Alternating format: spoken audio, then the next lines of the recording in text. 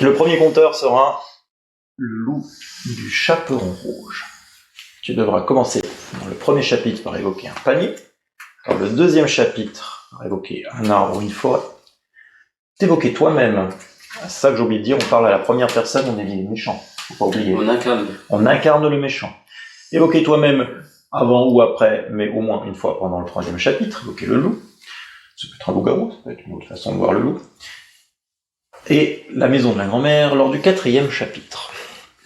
Nous allons chacun, nous autres auditeurs, y piocher 3 cartes de notre paquet piège.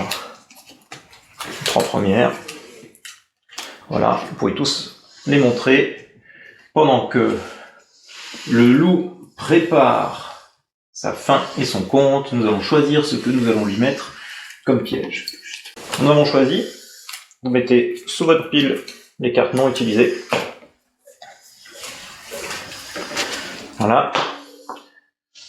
La carte fin, ici, il faut désigner entre nous qui va être le maître du temps et le maître de l'histoire. Pour ce compte, nous avons la première cachée, la deuxième ouverte, qui est une carte aventure, et si on passait par une ferme. Une deuxième carte cachée, troisième carte qui est ouverte, raconter la carte fin, mais dans un conte différent de celui d'origine. Donc c'est Fred qui incarne le loup du chaperon rouge qui va raconter l'histoire. Thomas, le loup des 3 petits cochons, sera maître du temps, et moi, Stéphane, la reine de Blanche-Neige, serait le maître des chapitres. 1, 2, 3, c'est parti. Parlez comme une vieille sorcière. Alors, le petit chaperon rouge. La maman du petit chaperon rouge demande à sa fille d'aller apporter un panier de galettes à sa grand-mère. Et moi, en chemin, je rencontre ce petit chaperon rouge et je lui demande « Mais où vas-tu, mon enfant ?»« Je vais livrer un panier de galettes à ma grand-mère. »« Oh, fort bien, mais où vas-tu exactement ?» Ma maman me dit que je ne vais pas aller dans la forêt parce que c'était dangereux, mais en même temps, c'est tellement plus pratique. Écoute, je te donne un conseil, va dans la forêt. Va dans la forêt. Et sur ce fait, elle dit oui, mais la forêt c'est dangereux, alors je vais quand même passer par la ferme du voisin. Ce sera plus sécure. Et à ce moment-là, je la suis, tout simplement. Je la suis parce que je suis extrêmement affamé. Et je la vois passer par cette ferme, voir les animaux, saluer le fermier et la fermière, et puis après rejoindre le bout de la clairière. Et à ce moment-là, en faisant les 12 coups de minuit à intervalles réguliers. Dong, dong, dong, dong, dong, dong, dong. À ce moment-là, nous rentrons dans la forêt. Et à peine qu'elle a pénétré dans cette sombre forêt, que je me rue sur le raccourci. Le petit chaperon rouge emprunte un chemin que je lui ai indiqué bien plus long que celui qu'elle devrait emprunter. Et moi de mon côté, je prends mon raccourci pour aller rejoindre sa grand-mère. Et là, le loup se jette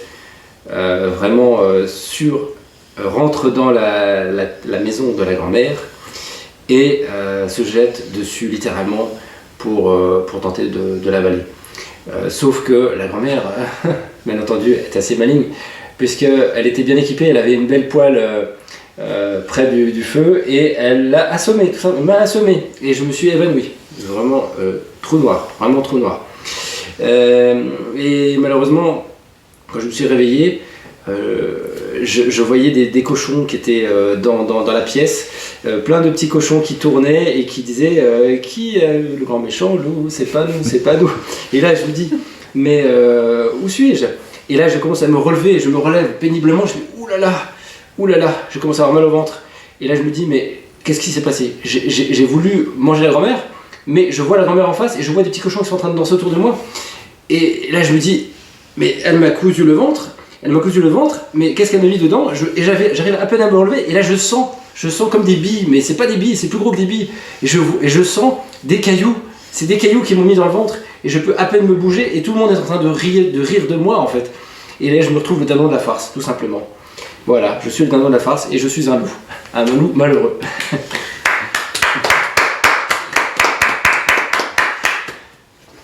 Bravo, très belle histoire. Donc on vote? Ok.